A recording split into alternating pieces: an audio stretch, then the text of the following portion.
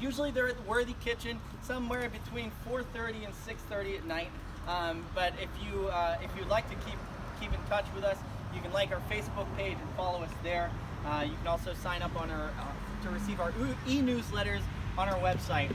Also, I'd like to tell you that part of our program at Sustainable Woodstock is we have a carbon work study discussion series where we discuss the importance of managing our forests for carbon storage and sequestration. We look at all the different aspects of those things that go into it. And so we're having our 5th discussion series looking at our current use and use value appraisal program here in Vermont this Saturday at the Marsh-Billings-Rockefeller National Historic Park from 1:30 to 3. So if you are interested, please join us. You don't need to have any expertise or knowledge. It's just a great event. Anyways, without further ado, I'm going to leave it to the man, Mr. Bill Bender himself, and thank you so much for coming. Well, thank you very much. And please let me know if I need to speak up some more with the traffic going by. And you're welcome to take a seat if you want. But it's a wonderful May evening, so thank you all for coming. I'm just a little curious, are all of you from Woodstock? Is everybody from Woodstock? Okay, how many are from like Heartland or north of here? Sort of all different directions. Brownsville? Great. And how many are regular green drink attendees? Most people? Awesome. And how many already have some kind of solar? And who's here to find out about solar specifically? And who's here for the cookies? I should have brought some more. They're going fast. They're good, aren't they? Well, we appreciate you coming out. And so for those of you who are interested in solar, I'm curious, how many of you are interested for environmental reasons? And how many of you are interested for financial reasons? Okay, and any other reasons? Well, usually that goes hand in hand. That's the interest of most people. So I'll give a little bit. How many are familiar with the Solaflect tracker? Have you ever seen the Solaflect tracker? Most? Okay, great. So I'll go and I'll be responsive to what you would like to hear, of course. But I'll talk a little bit about our background, a little bit about Solaflect, some about solar in general, and some of the I like to do a good news, bad news, good news kind of bookend a little bit about what we're doing, why we're doing, and the good things, the bad things, and the good things about what's happening in our world. Anything specific that I should think about that you'd like me to cover while I'm talking on solar? No, just general. So a little bit of background. Solaflect's an 11-year-old company now. And myself personally, as a founder of Solaflect, I actually grew up 30, 40, 45 minutes that way, I guess, in Rutland, and live 30 or 40 minutes that way now in Norwich.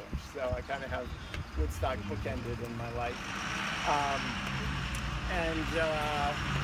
Oddly enough, I'm not actually an engineer by training, but I did take solar energy engineering decades ago.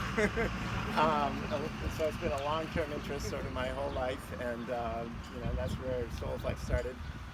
In our early years, we got $2 million awards from the Department of Energy, what's called the Sunshot Program, and that's a kind of interesting program.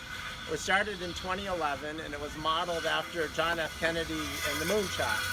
Some of us remember the moonshot in 1961. Kennedy said, okay, we're going to put a man on the moon by the end of the decade, and in 69 we went to the moon.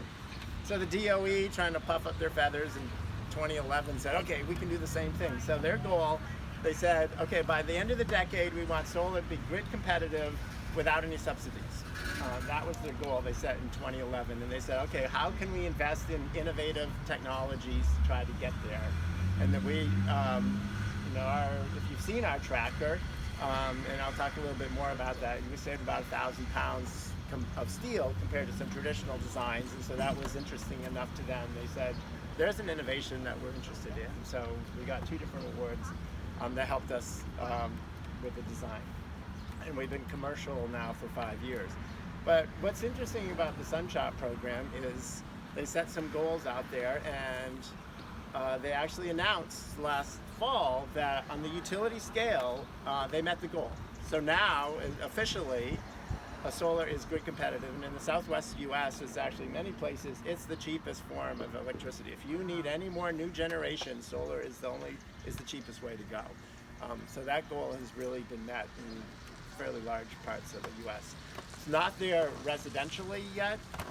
It is with the incentives that we currently have in place. But remember, their goal was with no incentives, and they're still counting all the incentives the fossil fuels get. They get plenty of incentives that people don't like to talk about, oil depletion allowance and go on and on. Even leaving all those incentives in place and taking away the solar incentives was their goal, so it was a pretty high bar. So we're not quite there residentially, but the costs have been coming down a lot. Even for us, our cost per kilowatt hour produced is down probably about 20% from when we started. Financially, it's about the same outcome because the incentives have also been going down over those years, so the returns are pretty similar. But it was pretty exciting to be part of that program, and as a result, we also met with a lot of the other Sunshot awardees over the years, so we got pretty plugged in nationally to what's going on. So it's really exciting to be part of the solar community. There's just huge amounts of research going on, and absolutely solar is going to be the cheapest way to make electricity in the future, along with wind, which is already a cheap way to make electricity. The pipeline of innovation is still very full, and things are coming down the road all the time. So any questions on that so far? Yes, a little bit. I have a question. Yeah, please. How much less is it now to begin Solaflect at a residence than it was when you first started? So the net cost is about the same.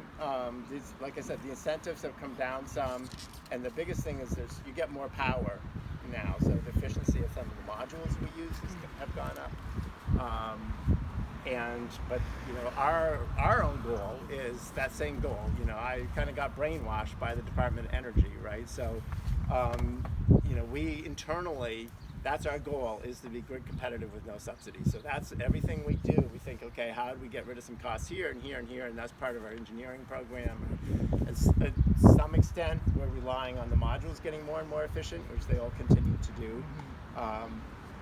But also in terms of a lot of our engineering historically has gone into just making a better and better machine and more reliable, but increasingly we're turning to the cost side.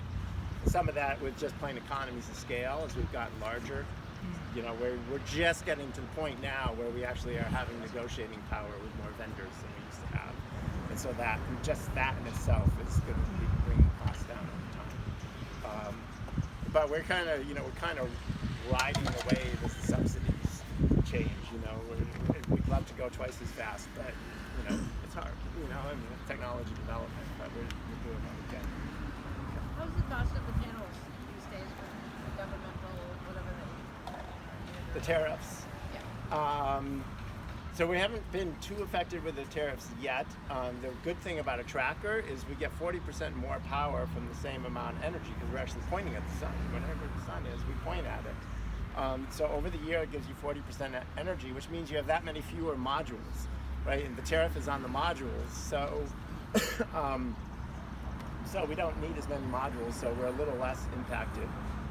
We also pre-bought a bunch of modules when we heard about the tariff, and we have some that we have available from a distributor. We have some in a container coming in, and so we haven't been directly impacted with it. The overall impact, this is just another one of those things. Our retail price will probably stay about the same, and all these other little places where we're trying to save money can save enough to cover that tariff.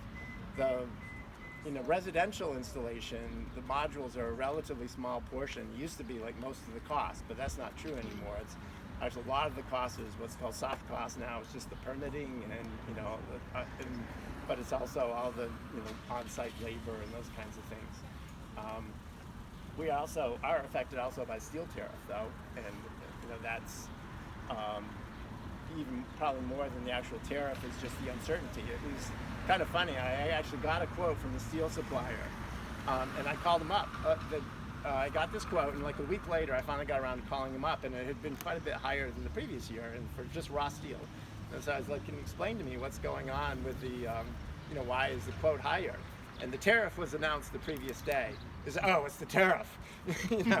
The quote had been pre-tariff, so, but they still immediately start saying, "Oh yeah, prices are going up because of the tariff." So that's just part. So it makes it purchasing and everything more, uncertainty. It's harder to plan. So that's probably the biggest impact is makes our planning horizon more difficult. Yeah. Most of the panels come from China. Is there forecast to begin making them in the U.S. again? Will the tariff affect that? What do you think about where they're made? Probably no. They're not. A lot are mostly made in Asia, but a lot are like in Malaysia and other Thailand, not necessarily China. And a lot have some value-added component in the U.S. But the vast majority, 98+% or something, are made overseas.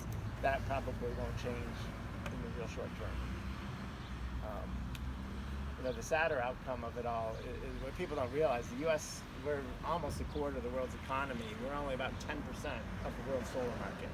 So we're actually a small player for the solar. Solar is going to happen with or without the United States. And all that this really does is make companies like us have harder staying abreast of things, makes it harder for us to stay abreast of the technology, and ultimately we'd like to be able to export our tractors around the world, right? This is a test market for us. But if it gets harder and harder to do that when the U.S. is sort of put into this kind of side corner. And actually sometimes it is hard for U.S. companies to get the newest technology. It goes to Australia and South Africa and the Middle East. And a lot of this is even more frustrating as a technology company, is the really innovative technologies that we've seen, again, being part of this sunshot and seeing some really exciting stuff come down the road. And it's better, and we funded, like the U.S. government has funded a fair bit of the R&D, and private venture companies have funded a lot of the R&D. And when it comes time to build the manufacturing facility, it's like almost impossible to get the money in the United States. And a lot of these technologies, I've personally seen it, I actually know the entrepreneurs are going, the only place they can build their factories are either in the Middle East or in China. You just can't raise the money in the United States. I mean, it's crazy. So all these things just, kind of kill off our part of the clean energy industry, which is unfortunate, in my opinion. So a little bit about this.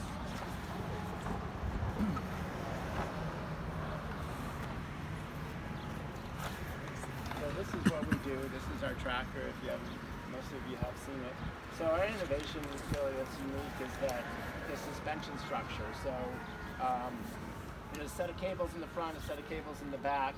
This is it's a big, about the size of an apple tree. It's, it powers a house. It's kind of a big barn door you're holding up on a windy day, right? So there's a lot of force on these things. So traditionally you'd have big steel beams that are literally like this big behind it to hold everything up and keep it stiff and rigid. But just like a truss bridge, you can't build a truss bridge, a Golden Gate truss bridge. It would fall into the ocean from its own weight. It just physically, you can't do it. Suspension bridges are inherently much more material efficient and can span a much larger span. So it's the same kind of idea.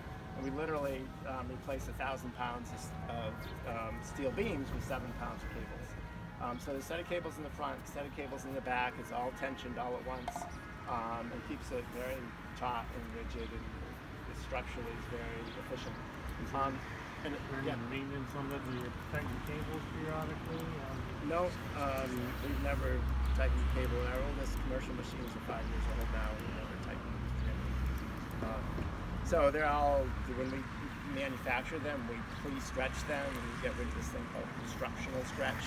And once you do that, it's just like a spring. So anytime you stretch it, it just goes back to where it is. But it would be easy to do if we had to. We designed it so it's possible that we had to. Anyway, that is what we do. One of the big side benefits of this that we've discovered over time is just the aesthetics. People think it looks pretty cool. When you look at it sideways, it's only the modules are 2 inches thick. That's all you see. Different times a day, every time you look out. So having something move in the yard is not kind of this blob there. It's very interactive.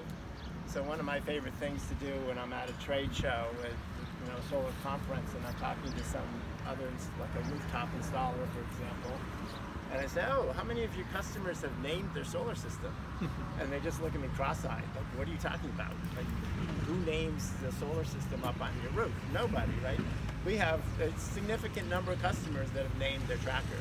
It engages people, especially kids, and they call it, what are some of the names? All sorts of different names. But Apollo is one. Apollo, Robo. Watson. So it is engaging because it always moves. On a cloudy day, it's still pointing at the sun, so you kind of know where the sun is. One of my favorite customers on that is a glaciologist who travels all over the world, outdoors on glaciers all the time, studying them. So definitely an outdoors person who's very familiar with, the outdoors, the path of the sun or whatever. Despite decades of doing that, he said, I've learned more about the path of the sun from having my tracker in my yard than all those years of being out on the glaciers. So that was kind of gratifying. And it's different times a year. If every morning you're brushing your teeth and you look out the window and you haven't looked for a week, and suddenly if it's March or September, the thing has just suddenly moved a whole lot. And like, whoa, what happened the last week? You start, oh yeah, it's almost the equinox, and so the sun's moving really fast. So And that that's king the thing we post, really the like. king post, is that what you call that one, sticking out? Yeah, well, yeah. So essentially, yeah. And it's literally pointing at the sun for you. That literally points at the sun. So, Yeah, exactly. Yeah, that's cool. That is, in fact, how we actually align it. Is we just get rid of the shadow. Then we know we're playing in the sun. And some of you, if you haven't, yeah, we have one right on the middle of the Dartmouth campus. So this are kind of. I actually went to Dartmouth as well, as well as growing up in the region, and this was the first solar or renewable on the campus, basically since I was a student there. And there's something on one of the Thayer roofs that's 25 years old or something, but you can't see it anywhere. And this was kind of the first token, like, we got to do something. So they put a tracker right in the middle. It's got a long ways to go.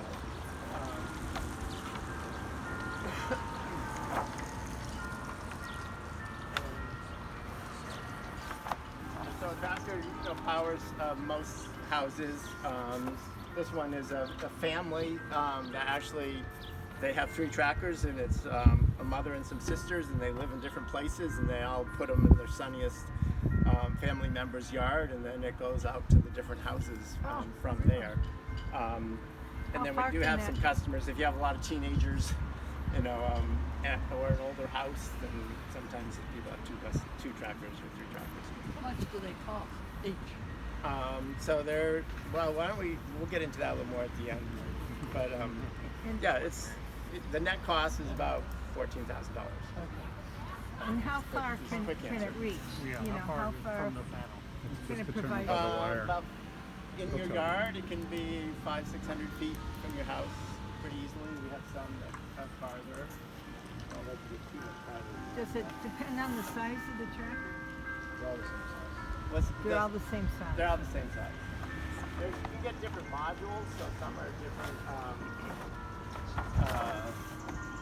amount of kilowatts, depending upon you get higher, wattage modules, more expensive, of course. So a little bit about why I do this and why we as a company do this. Unfortunately, in this part of the world, we don't have a whole lot of climate denial, so most people kind of believe the science about climate. But having grown up in Vermont, I can personally say, did anyone else grow up here? Would you agree that winters are different than when we were kids? And I'm kind of a data person, so I've actually gone and looked at some of the data myself, and just there's a lot of online data you can look.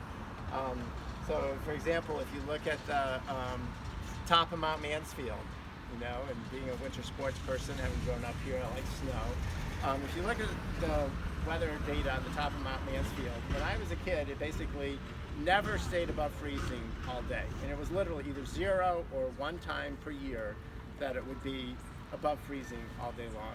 Really? Now it's about 5 or 6 days on average every winter. And the number of days where it would get above freezing at all was very small. It was mostly just was below freezing all winter for the winter months. And now it's, I forget off the top of my head, this is like 20 or 30 days. I mean, it's a really dramatic difference. And that difference between being below freezing and above freezing for winter sports people is really dramatic. It really changes the nature of the snow, and so you really notice it if you're an outdoor winter person. But what also has happened in my lifetime is basically, if this was the climate when I was a kid, okay, this was where Vermont was.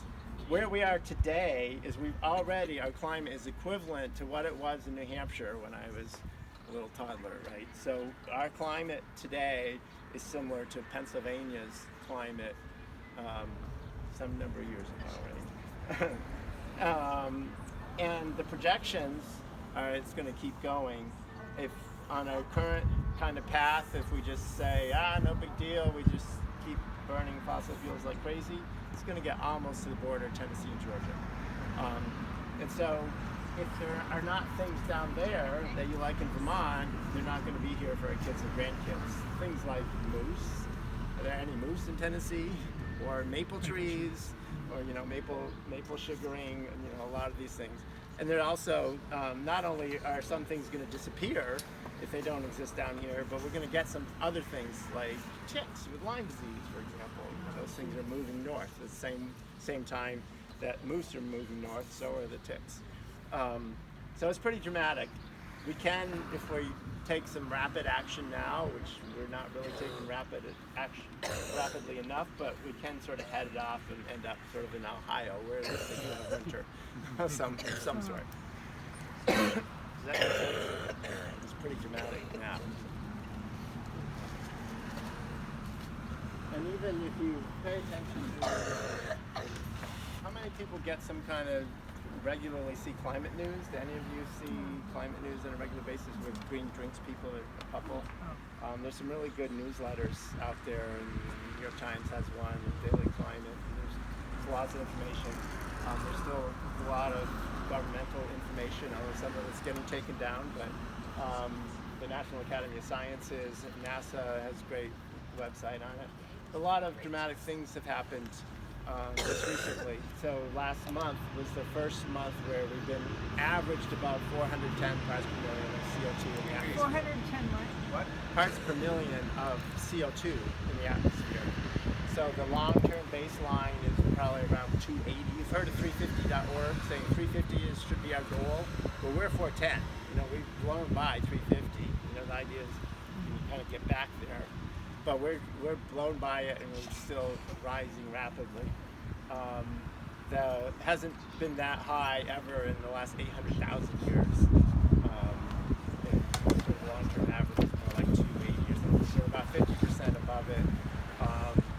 Probably it's gone up about a quarter in my lifetime. Still going up really dramatically. Another kind of frightening statistic is in the Arctic ice. I better look at my cheat sheet and I'll get these numbers right.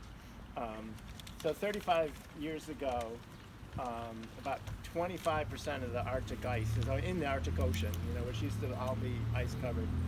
About 25% was more than 5 years old. And eventually some of it kind of goes out by Greenland and melts out in the ocean or in the Pacific, so it kind of drifts around and eventually. But still, 25% of it used to be more than 5 years old, and less than 40% was a year old. That was 35 years ago. Now, there's almost it's like 2% is 5 years old. So we've gone from like 25% to about 2% that's 5 years old or older. And over 60% of it is less than 1 year. And in fact, there is less and less ice most winters. A year or two ago was a record low. But this past year was a record low in terms of the old ice. And some people predict that sometime between probably 2030 and 2040, summers will be ice-free in the Arctic. So you can go on your cruise up there. It's going to be awesome. So anyway, the climate's really changing fast, and for our kids and grandkids, their life in their lifetimes, there's going to be really dramatic changes. And maybe we'll all adapt to them. Some of them could be fairly fast and fairly dramatic, and some of them moving. Some of them, Iowa's really good at growing corn and soybeans, and north of there might not be as good. They have different soils. And the other thing, if you go up, we're on the Mississippi River. You go a couple hundred miles north, you're not on the Mississippi River anymore. It's one of the big advantages of why Iowa's the breadbasket of the world. Right, I went to graduate school in Iowa, so a little bit of local knowledge there. But it's on the river system, so everything can get barged out really inexpensively to anywhere in the world. It has really good soils and has exceptional climate for things like corn.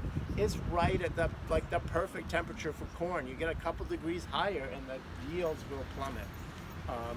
And you go a little bit farther north, you're certainly going to get out of the transportation system. So if you had and in terms of the soils, I think it was hit or miss, but not all the soils further north are as good as the soils in Iowa. So you can't just presume it's all going to work out.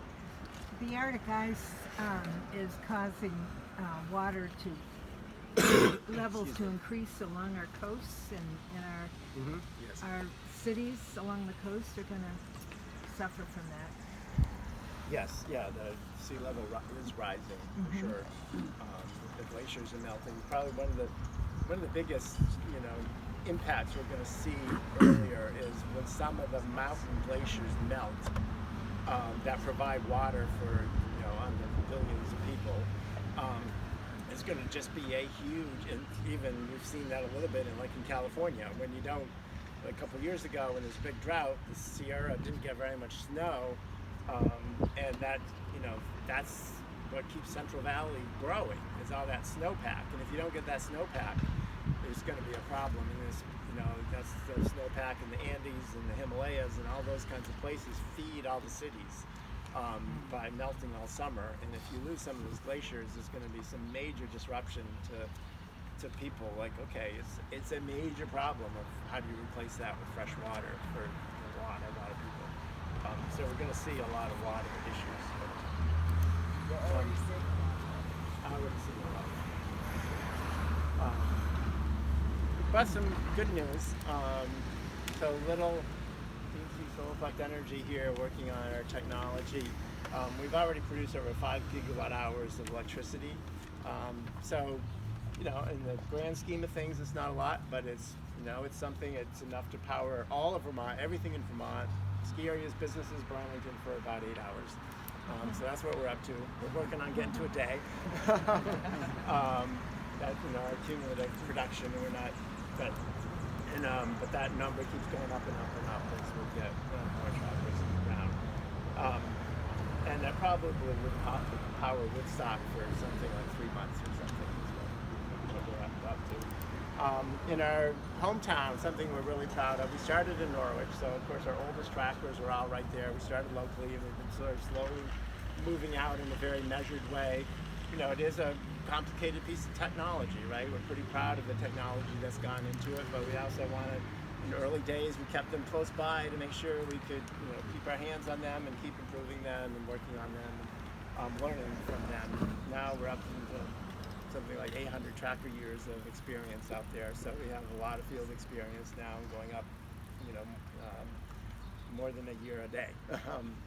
But in Norwich, it's really kind of unique in a couple ways. One, about 20% of all the households in Norwich have some kind of solar.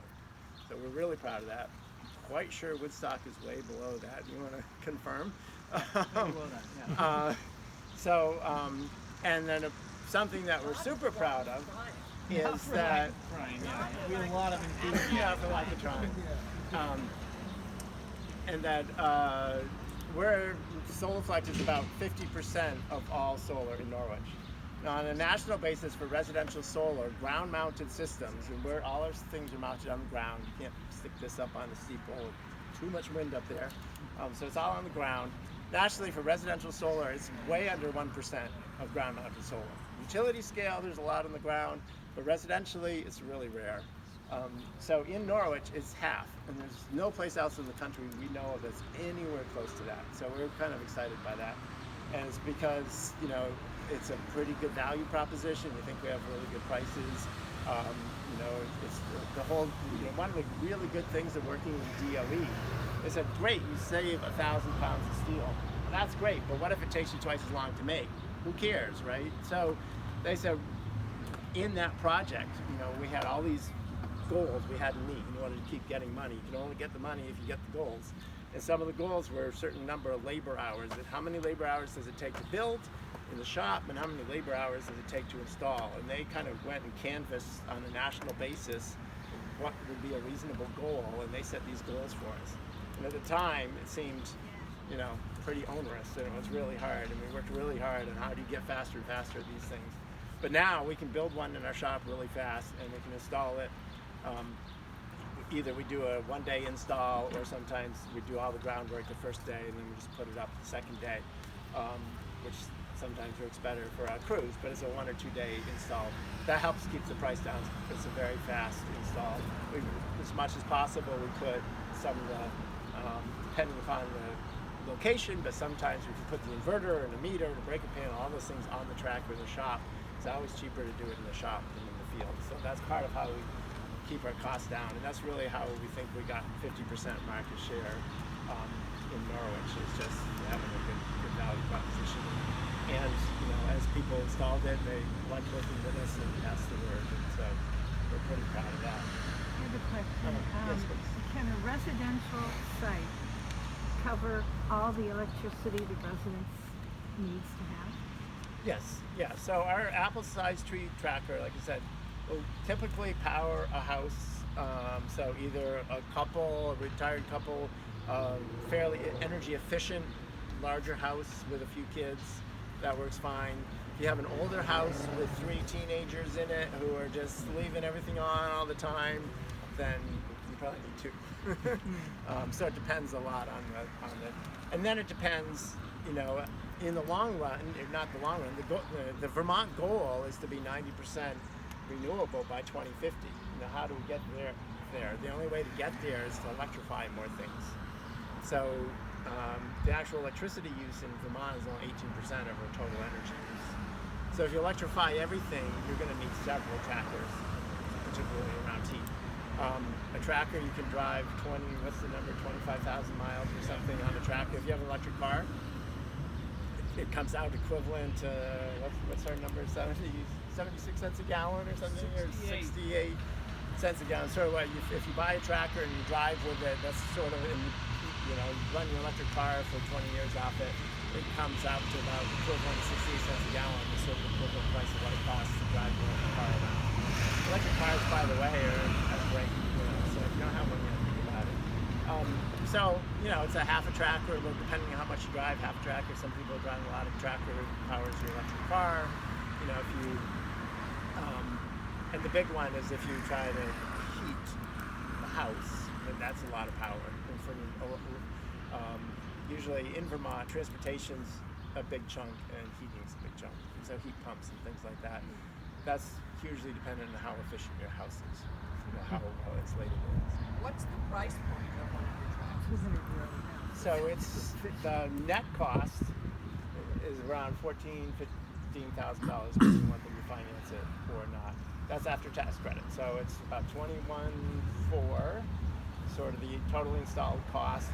If you finance it, if there's cash discount, if you pay cash, there's a 30% federal tax credit still. So that comes out to between $14,000 and $15,000 after the tax credit. From that, you're going to get, you know, roughly, depending on how sunny it is and whatever, it pays off in about 10 years. And you end up with somewhere like a 5, 6, 7% rate of return. But that's tax-free rate of return, because you don't get income from it. You get a reduction in expenses, so you don't have to pay taxes when you reduce your expenses, right? So if you took the same money in a bank account or a stock market, it's much more like a bond or a bank account too. It's pretty stable. The sun varies a little bit year to year, but it's pretty stable year to year for 20 years. Where stock market, you know, could be all over the place, right? But you have to get on the order of 10% in a taxable rate of return to get a comparable thing. And the other piece is inflation protected. So it's tax-free, inflation protected rate of return because you're paid in electricity. So electricity is almost perfectly correlated to inflation over the last 100 years. So unless there's some nuclear fusion suddenly is free and cheap, so it's essentially an inflation protected tax-free rate of return on the order of 5 to 7%. It's hard to find a better place to put your money from a financial perspective. So it's not granite countertops? I thought that was such a great investment. Well, no, but I'll There's get no back to return Yeah, on investment no, of a granite How countertop. much space is required indoors for the equipment? And also, you have to upgrade your panel, and does your team do all the work, or do you have to hire a separate electrician for that? So we organize everything. We do use some vendors for some of it, like an electric. We always have a master electrician that actually ties it to the house. But we organize everything. Inside the house, there can be zero. There's 3 or 4 ways to tie into the electrical system. So one way is at your meter. There's another thing that came out of the Sunshot program actually, which was kind of cool. A company I knew as they were developing. Because of this DOE program, making a thing called a connector, where you take your meter out, you plug this little collar in, and then you plug the meter back in, and in that little collar is a place to plug in your solar. So you can do it all outside the house. The main thing we need inside your house is the machines are internet connected. What about the inverter? So that we typically mount on the tracker. It would depend upon specifics. Sometimes we can put it on a house or in a garage or in a basement, or it can be outside.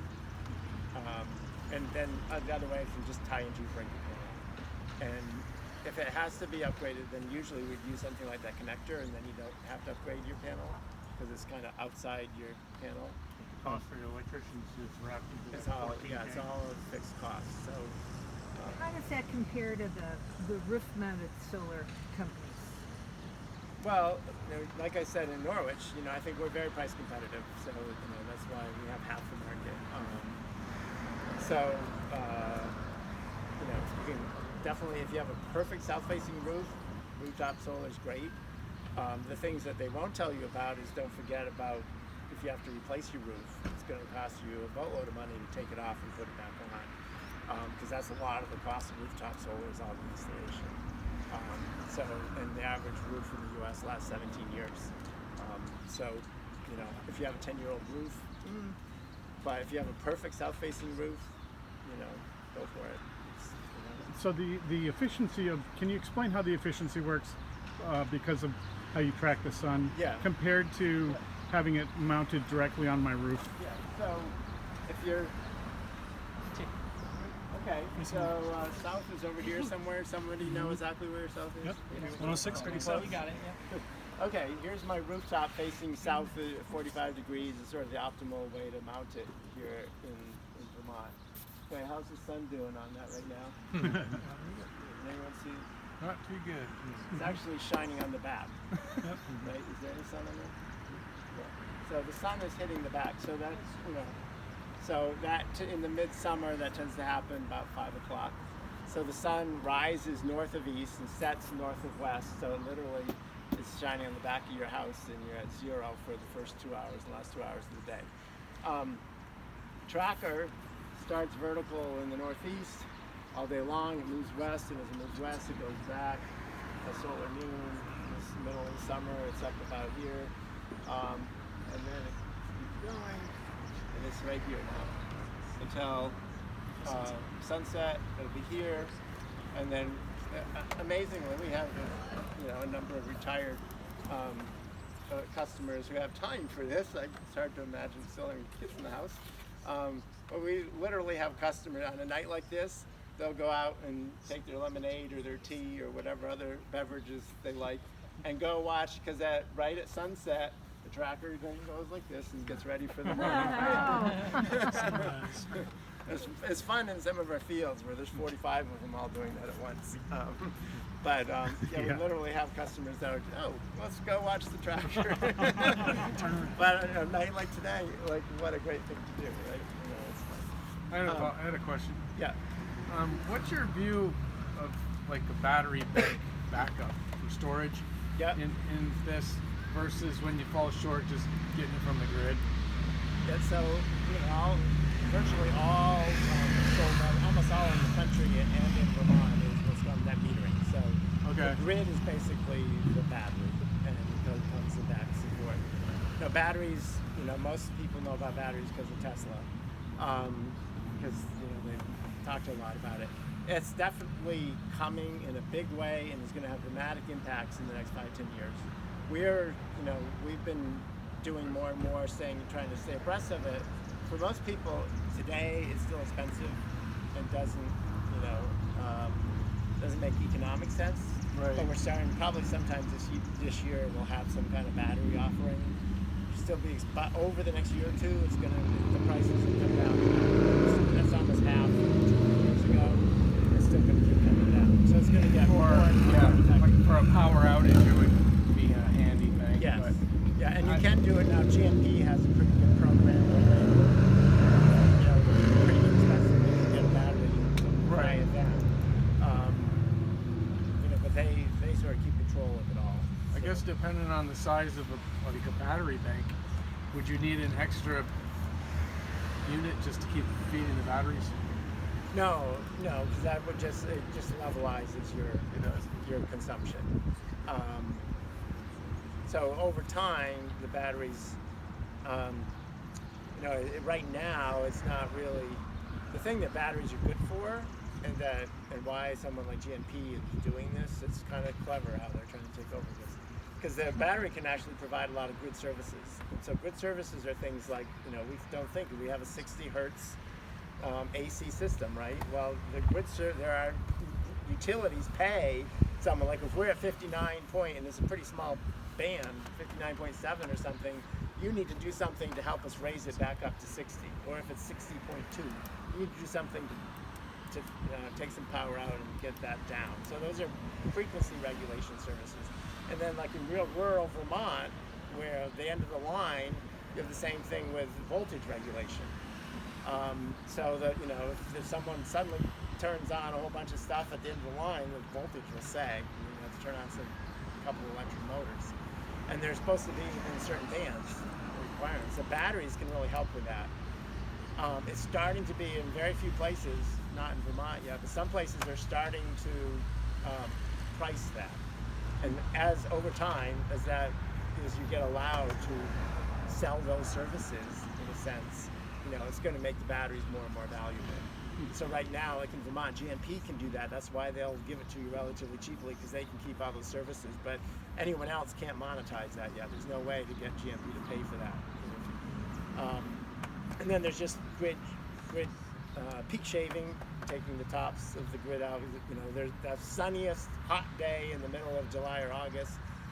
By the way, it's usually about 4 or 5 or 6 or 6:30 is the peak of the grid in July or August. If you can look on the neat pool data and see that. How's that rooftop doing providing the grid right now, our peak? So the utilities care about the peak. That's what they have to build an extra, plant just for that peak, right? Right now that rooftop solar is doing 0 for the peak. So actually the PUC, in Vermont, just lowered the rates 5% as of July 1st, by the way. So sign up before July 1st. The value of your solar will go down 5% if you sign up on July 1st. Sign up by June 30th. The GMP comments on that was that as we're getting more and more solar, there's more of an issue on the peak, and this is why right here. So we raise our hand and say, what about the tracker? We're right there. We're probably 90% power right now, even with the sun that low. We're still pretty high on our power curve. So we're contributing into the peak. So you see these things more in California, where this starts being peak pricing based on peak and things like that. That's when a tracker will be more useful. So in your life of your tracker, you're very likely to see things like time of day pricing and things like that come back, which we used to have a long time ago. They're starting to come back.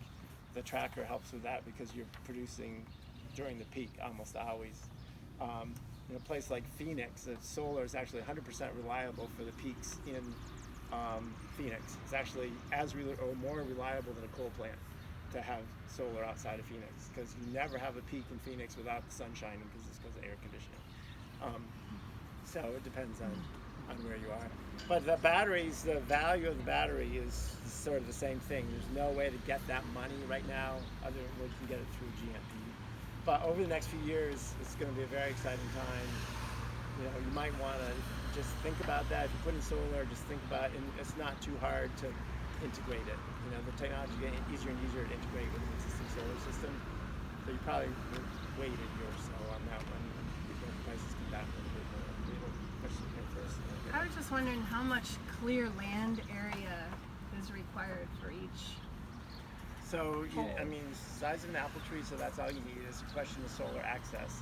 So, you know, here would not be very good. Just cut that tree down. Vermont, we're not Kansas, so you like never maybe get 30-foot diameter? No, I mean, you want to, so the people worry about the South. The South is actually less of an issue. The sun's never below about 22 degrees above the horizon. So we'd actually, other than the peak of that building, but the other long roof line there, if we had a tracker right here, we'd see over that almost all winter. And we'd certainly see over that in the summer, because the sun is high enough. More of an issue for us is east and west, because like right now, we can see that sun, we can get that power. But in Vermont, you know, you're always really something. But so we have a little measuring device that has a camera in it and then a fisheye lens, so it takes a picture of the whole horizon and actually predicts the amount of shade you can get very accurately. So that's what we call a site visit. We give free site visits. We can come out and walk around, and sometimes Cody does a lot of those for us. David,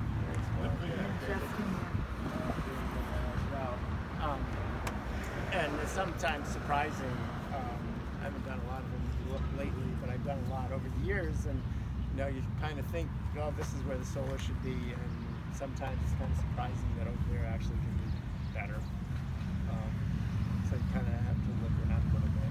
But the big advantage of the tracker is we can go that 500-600 feet. But go more, try to avoid it. You know, so it gives you, if you have, like a field on the other side of a rock wall or something, we just put it there and you get solar access. And then how high up? Is it always a standard height? Mostly. We go, usually typical, we go 3 feet off the ground, and that's just so it's never smoke out. If we go right in the spine, if you go another 20 miles that way, you know, past Bridgewater somewhere, you might want to raise it a little higher. You know, but right in the spine of the Green Mountain. Well, in the old days, you could get 5 feet of snow. It doesn't happen much anymore. But we don't want to be a snowplow. So that's what we try to avoid. We don't want it, you know, you always want to be above the snow. So what was your question? So as the efficiencies improve, how hard is it to upgrade these panels or the equipment? Upgrading the panels is not hard. But you know, it's the cost of the panel. So it doesn't make sense to tell the sort of quantum leap. So over a year, 2, 3, it probably doesn't make sense. In 10 years, it may all make sense. The other thing, especially 10 years in Vermont, is probably a cutoff point, because one of the way the rules work is if you do that, then you kind of have to, if you have to upgrade your inverter, if you upgrade your panels, you're fine, and you can often do that and still keep the same inverter. If you upgrade your inverter, you sort of trigger a review by the Public Utilities Commission, and you basically lose all your rates that you had, and the rates keep getting worse and worse and worse every year. So basically for the first 10 years, and then the next 10 years is a different set of rates. But those incentives in the first 10 years, you probably don't want to get rid of until fairly late in that 10-year period. What's the warranty on the equipment? We have a 5-year equipment warranty. The solar modules is a 20, depending on the type of module. The solar panels are what's the warranty on the panels? Yeah. Is how much? 20 or 20 years, 25 years? They actually have a weird thing that I've never understood, and I've gotten someone to do it. They have equipment. What is it? Materials and work. Yeah, warranty of like 10 or 12 years, and then a power production of 25 years. So the panels will produce so they can electricity. fall apart and lay on the ground. Yeah, still making produce power. So it's warranted to produce power, but it's not warranted to actually stay together. But nobody will tell you that either. So, right. So I think it's fair, Bill, to say that we're in transition. We're somewhere between our old technology and our new technology. And anytime you look at evolution in industry, right. that transition, the longer you can spread it out, is the less bumpy the transition right. is. What we're trying to do is compress a lot of yes. transition in a very short period yes. of time, Absolutely. because we haven't invested in it, and right. Reagan stopped it years right. ago. Yes. And it's like Niagara Falls, and you got a big transition in a short period of time, a lot of turmoil, a lot of disruption, and it's, I mean, the math works, solar works. Right. Those of us that can afford to do it really should do it, because all it does is make it easier for the next person. So Bill, it's 6:30. I said we'd end around 6:30. Okay. What's the best way that people can get in touch with you guys and follow up with more questions later on? Yeah, absolutely. Contact Cody or Dave, and we can happily, if you put your name down, if you're interested, we do free site visits. So we can come out, check out your property, and when did the incentives go away? Well, they get reduced on July 1. So the PUC just like a month ago announced that on July 1, basically the value of the solar you get goes down 5%. It took a penny a kilowatt hour, basically, what you get, because you still get a little bit of a bonus for solar. So we signed up going down. before that, but not built yet. It's still. Correct. Yeah. So long as you're in on paper, you actually have quite a long time to complete installation. So to get ahead of it, it takes about 10 minutes to do paperwork. That's it. And then it goes down again a year later, another 5%. Yeah. So I have a tractor in Markman, and if anybody is thinking about it, would like to see that, we can check. The sun's almost setting. Ran across the backside of Kedron in Pond, on Fletcher Schoolhouse Road. And the house is under construction, but the tractor's been working since December 31st. And I want to say the crew came out and they did yeoman's work getting it ready by the end of the year. But anyways, if anyone sees anyone walking around or not, just walk up and take a look at it. And also want to mention Justin is our local contact person as well. He lives in Barnard, so you guys can get in touch with Justin, and he's got business cards there too. So, yeah. Well, thank you, Bill, so much for coming out today. I appreciate it. And thanks for the cookies. Thanks for so many people coming. It's really great to see some turnout and spread the word about solar, please. Absolutely. Yeah, it's great.